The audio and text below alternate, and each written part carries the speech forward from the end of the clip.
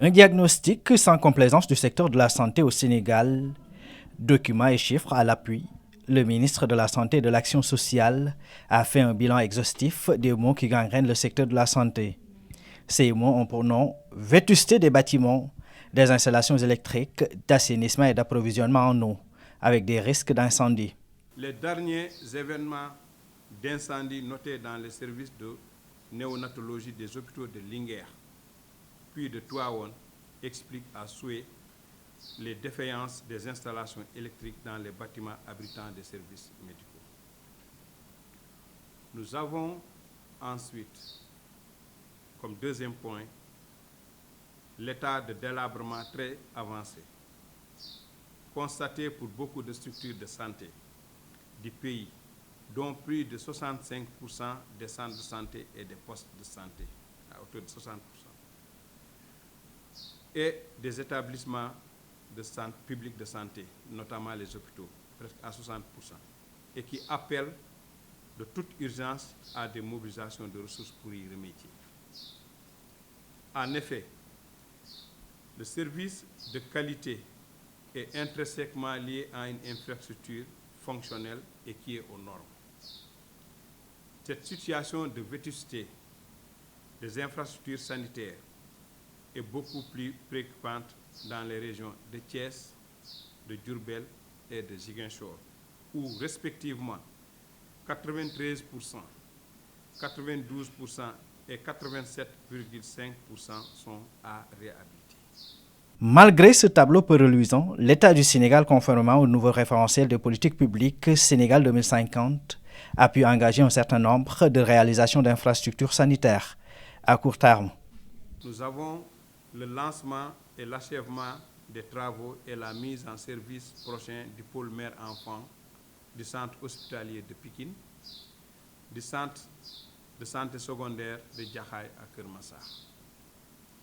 Nous avons la réhabilitation et l'extension des centres de santé de Bambey, Darou Khoudoss, de Birkilane. Nous avons aussi la construction du centre de santé secondaire de Ndiassane.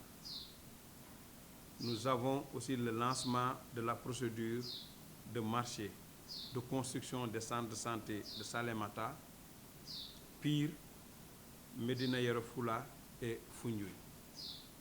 Et enfin, nous avons pu mobiliser 330 millions de francs CFA au titre de ce qu'on appelle le BCI décentralisé pour la construction de 10 postes de santé au Sénégal. Pour donner corps à l'agenda national de transformation du Sénégal 2050, dont l'objectif stratégique est la transformation systémique du Sénégal, les nouvelles autorités ambitionnent de construire un système de santé de qualité accessible à tout Sénégalais, quel que soit son lieu de résidence et son niveau de revenu. Afin de lancer la mise en œuvre du nouveau référentiel des politiques pour le secteur de la santé, il est envisagé un certain nombre d'actions urgentes à court terme. La première action a consisté à mettre en place une unité d'assistance technique de projets et programmes que nous avons dénommée Delivery Unit. Cette Delivery Unit doit nous aider à améliorer ou à accroître nos capacités organisationnelles, nos capacités techniques, mais également nos capacités de mobilisation de financement. Parce qu'on ne peut pas seulement se limiter au budget national ou bien au financement domestique.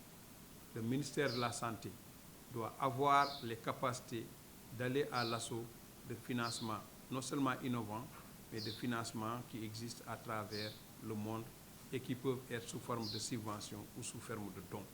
Et l'une des missions de cette Delivery Unit, c'est de nous aider à accroître substantiellement notre capacité de mobilisation de financement pour faire face à nos besoins de santé.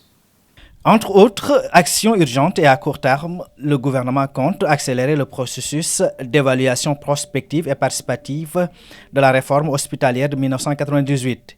Il est aussi question de tenir un conseil interministériel en vue de préparer les états généraux du secteur de la santé.